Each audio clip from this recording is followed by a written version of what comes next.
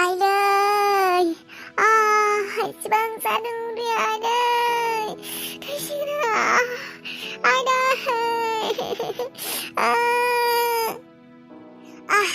बे सान्थियाव अबाव नांगौ सान्थि सान्थि जल्दी आवा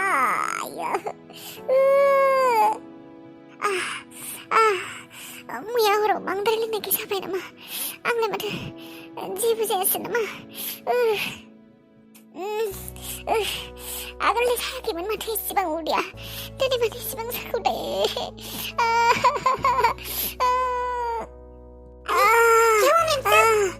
अरे शांति मुझे पेट में बहुत दर्द हो रहा है मुझे रहा नहीं जा रहा ऐसा लग रहा है मैं मर जाऊंगी जल्दी से डॉक्टर को बुलाओ अरे मेम साहब अरे जल्दी बुलाओ फैमिली डॉक्टर को वो आ जाएंगे जल्दी बुलाओ रुको मेम साहब लेकिन इतना दर्द खाई को मेम साहब आपने कुछ खराब चीज खाया था क्या अरे नहीं मैंने कुछ नहीं खाया जल्दी करो अरे मेम साहब मैं आपको कितनी बोलती है ऐसे प्रेग्नेंट अवस्था में ऐसा दारू नहीं पीने का आप ऐसे पी रहे हैं इसलिए आपको दर्द हो रहा है मैं रुकूं जल्दी करो जाओ मेरे मोबाइल पे नंबर है जाओ डॉक्टर लिखा है जल्दी करो रुको मेम साहब आपका मोबाइल अरे उधर है ना सर्च पे जल्दी करो जाओ अरे रुको मैं कितनी बार बोलती है शराब नहीं पीने का लेकिन मेरी बात कहाँ सुनती मेम साहब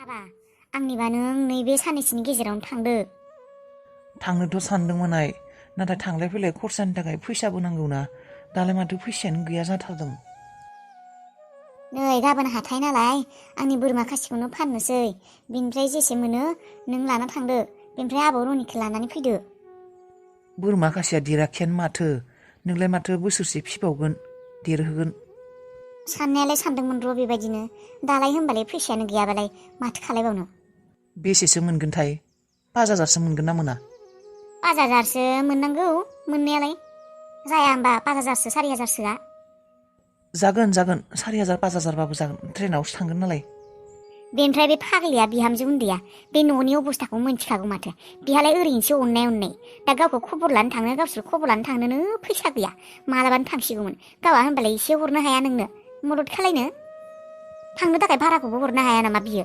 अबस्थाखौलाय मोनथिखागौ माथो है नाङा आंनो बिनि फैसाखौथ' नाङा र' नोंनो थांनाय भाराखौसो होनदोंना आङो बेफोरखौ बियो हरनो हाया होमबा नोंसोरलाय मा रायज्लायाखै नामा गैया अबाव रायज्लायदोंखाय आं फन हरो बियो फनखौनो हमा एसे दुगा मारै घमण्डिहाय बिलाय फनखौबो हमा बिलाय आंलाय माथो गेजेर गेजेर रायज्लायसै नामा फनखौसो हमा बियो माने एसे दुगा बियालाय माथो होनबावनो आयै गारना फैबाय नालाय बेखौनो रागा जोंदों आरो हा बेखौलाय गारना फैनाय होनो नामा बेखौलाय माथो लायनो थांखादोंमोन जोंबोलाय माथो लायनो हरखादोंमोन गावासो फैयाखै बेखौ गारना फैनाय होनाना गावासो गारदों बिखुनजोनि न'आव खेबसे हरसे थाफैनो हाया बिखौलाय बियो साननैसो थाफैनो हायामोन ओरैनो नङा होमबा बे जुग जुग थानो गोसो गैयाबाबो बिखुनजोनि न' हौवानि न' खेबसे नायना फैनि होननानै बियो साननैसो थाखाय फैनो हाया होमबा बोसोरसे बोसोरनै थायाबाबो बे मास मोननै मोनथामनि थाखायबो थाफैनो हायामोन बियो मानसियानो एसेबो अननाय गैखाया गोरोबनायबो गैखाया दालाय मदारि जानानै जुवारिबोसो जाबाय खोमा बे मदारि जानानै बिलाय दालाय मा लाब मोननो बिलाय गावबा गावनो खालायना लाजोबदों गासिखौबो दा गथ'खौबो गाज्रिसो खालायगोन बियो मिस्ट्रेस रितु मैंने आपको पहले भी बोला था कि आपको ड्रिंक नहीं करना है लेकिन आपने फिर से ड्रिंक किया आप फिर से शराब पी रहे हो मैं क्या करूं देखो आपको खुद को संभालना पड़ेगा आप खुद के लिए नहीं सही लेकिन आप बच्चे के लिए तो ये सब कर सकते हैं ना आप थोड़ा मतलब आप स्ट्रेस में हो डिप्रेशन में हो लेकिन ये आपके लिए बहुत ही बुरा है और आपके बच्चे के लिए बहुत ही बुरा है इससे आपके बच्चे को खतरा हो सकता है हाँ और आपको तो पता है ये आपका पहला बच्चा नहीं है आपको मालूम होना चाहिए कि प्रेग्नेंट अवस्था में आप शराब नहीं पी सकते आप ड्रिंक नहीं कर सकते आप नशीली चीजें नहीं ले सकते ये बच्चे के लिए अच्छा नहीं होता आप ऐसे ही ड्रिंक करते रहे तो आपका पेट का दर्द ऐसे ही होता रहेगा और आप बिना कुछ खाए ड्रिंक किए आपने पता नहीं क्या क्या खाया आपका फूड पॉइजनिंग हो गया है, इसकी वजह से आपके पेट में बहुत दर्द हो रहा है। जी डॉक्टर, मैं और ऐसा नहीं करूंगी। अब इंजेक्शन लगाने से थोड़ा बेहतर फील हो रहा है ना? हाँ। अगर आप अपने बच्चे को अच्छा पाना चाहते हो, हेल्दी पाना चाहते हो, तो आप ड्रिंक मत कीजिए। डॉक्टर, मैं समझ गई, मैं और ड्रिंक नहीं करूंगी। आप अपनी सेहत का थोड़ा ख्याल रखिए, आपका प्रेशर भी बहुत लो हो चुका है। हाँ डॉक्टर। आप अच्छे अच्छे चीज़ें खाइए, विटामिन खाइए, कार्बोहाइड्रेट, प्रोटीन जिसमें ये सब होता है वो खाइए। आप जूस पिए, फ्रूट्स खाइए, चिकन खाओ, मछली खाओ, अंडा खाओ, तभी आप हेल्दी होंगे, नहीं तो बाद में आपके लिए प्रॉब्लम हो सकता है। हाँ। मैंने कुछ दवाइयाँ लिख दी है, आप रोज लेते रहिएगा समय पे। जी डॉक्टर, थेंक यू। दिनै माने एसेबां खर'खौ सानाय सानाय गिदिंनाय मोनबाय थादोंथाय। ओंखामबो जादों माथो मोजाङैनो। आयै, आबैयालाय? आबैया गामियाव थांदों ना मायोथाय? मानो नांगौ आबैखौलाय? नांगौमोन। आबा, आंना बिराद खर' साबाय दं। नों थांनाय बारियाव बोरमाखौ नायना फैनो थांनाय। बारियाव दं? दं दे, दं खोमा। थानाय बायदि मोनदों, थांनाय लाना फै। दंबा लाना फैदे आबा दे।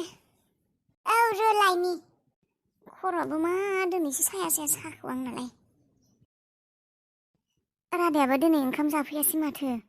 टिफिनबो लांफैयासै। मानो फैयासैथाय? आंबो फैगोन होननानै हैयासै। फैनोनो सम मोनासै खोमा बियो। आं बेनिखायनो बेखौ लांफाखानो थिनो। माब्लाबा लाङा बेबो। खस्थ' दा ओंखाम जाया मुजायानो खामानि मावगासिनो।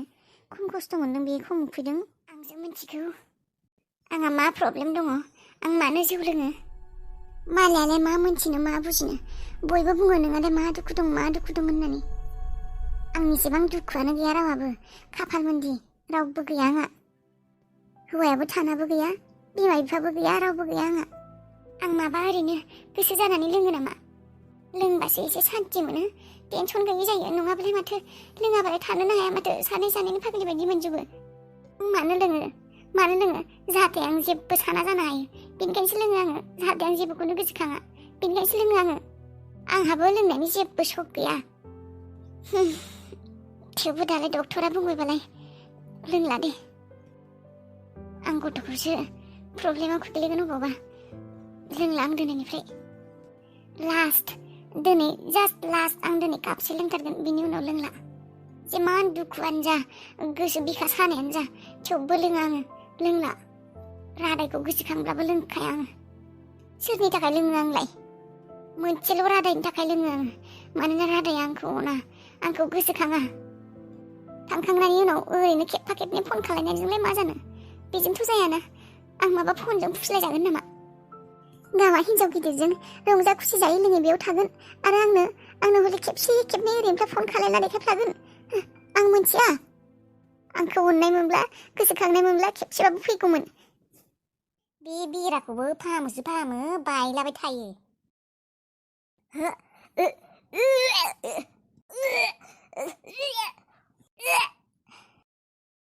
हा, मा जाखो नोंहालाय? मा जालायखो बिहालाय? हराव बे बयलार बिबु जानायानो हजम जायाखै खोमा। जानो हायाबा जायाबानो जायो। जानाङा होनखायो आं हायैफोरखौ, थेवबो जादों। दा बेखौ हजम जायाखै बे, बेखायनो गोबानो ओंखारदों बे। आंनानो मोजांहाय, जेसेबां जाया मानो हजम जाखायो। गोबानो मानो ओंखारखाया आंहा, हजम सक्तिया बाराखा आंना। बे बेरा मोनसेखौबो सैखांलासै आङो। आंनो हेबगोन बेराखौ। हेबनानै जेनथेन लिरना दोननि। नङाबा नायाबानो बे बायला जिला बेराखौ हेंख्रा होलायनांगौ जादों, सुंथानो गोनां जालायदों। आंनो औवा दानहैगोन दायो। आंनो बेरा दुमनानै लिरथेना दोनसै आं बेखौ। माब्लाबानिफ्रायनो बेरा दुमगोन लिरगोन होननायावनो थालांगासिनो। नोंखौ गाबोन कमप्लिट बानायथारगोन आं। दै लोंना होआ मानो एसे? मानोथो बेबायदि जाखो? गोबासोबाय नामा नोंलाय? एसे ओरैनो। जानला माला जानाङाहाय नोंसोरो, जानो हायै मानसिफोरा। जानायनि थाखाय जायाखै खोमाहाय आयै। माथो? आं माबा, आयै, नों बिबै जालायसिगोन खोमा। मा? आयु, नंगौना नङा? औ आयै, बेबायदिसो मोनदों आं। आंहा 3, 4 फिसौला फिसौजो मोनसिगोनहाय होमबालाय। औ। दिनै खामानियानो बुरजाद्रायमोन। सफैबाय? औ, दिनैलाय मानो ओंखाम जाफैदि नोङो लाङासैबो नोङो टिफिनखौबो उखैयाखै आरो नोङो र' आङो ओंख्रिखौ एसे फुदुंहैनि नाङा नांथ'ला सुदेम जाथ'ला आं जाबोखादों उखैयाखै जाबोखादों सोरनि मोनजाखौ नोंलाय बै बैयावनो सासे मावनाय कर्मसारिनि जोंफोरजोंनो मावफानाय फिसाजोनि जोनोम सान मोननो फिथा मायबा मायबि सावना लांदोंमोन फिथा जाबाय साहा लोंबाय बिस्कुट जाबाय प्रसाद मायबा मायबि जाबाय माबा पायकबो संना लांदों एसे ओमफ्राय आरो फैयासै आं बेनिखायनो ए नोंसोरजोंनो मावफायो आरो सासेल' फिसाजो सासेल' नामा नोंनोलाय सानै नांगौ सानै नांगौथ' र' सासेल'बा नायल' जायल' माबोरैबा जायो सानै जाब्ला आरो लोगोबो मोनो बिदा फंबाय बिनानाव जायखियानो जाया मानो एसे मोजां मोनोना गथ'फोराबो सानै जाबा सासेबालाय हारसिं सानै थाब्लासो एसे न'खरा खायसो जायो नङा होमबा गथ' गथायफोरजोंनो सासेबा दिनद'नो सानैब्ला मोजां मोनो बिमा बिफाफोराबो आरो गथ'आबो मोजां मोनो एसे लोगोबो मोनबाय आरो फिसाजो सासेबाथ' बेसेबा मोजांखा इसोरा जुदि बेबायदि हरो फिसाजोखौ हाबा हरबाय फिसाज्लानो बिहामजो लाबोबाय जेखिंबो मोनबाय नोंना दानो बिहामजोनि बेनिफ्राय बिजामादैनि बाथ्रा साननो जाबायानो नामा हा मानसियालाय मानो एथ' मिनिनो ओंखारसोखो दिनैलाय माखौ इसेबां मिनिसोदों नङा नोंनि बाथ्राफोरखौ खोनाना मिनिनो ओंखारदों आं मा मिनि बिलाय आंनोबो नांगौमोन आरो मोनबालाय फिसाजो सासे मालाय इसोरा हरबासो फिसाजोखौ नों फिसाजो नांगौ होनबानो मोनगोन फिसाज्ला जाबालाय फिसाज्ला जाबा माने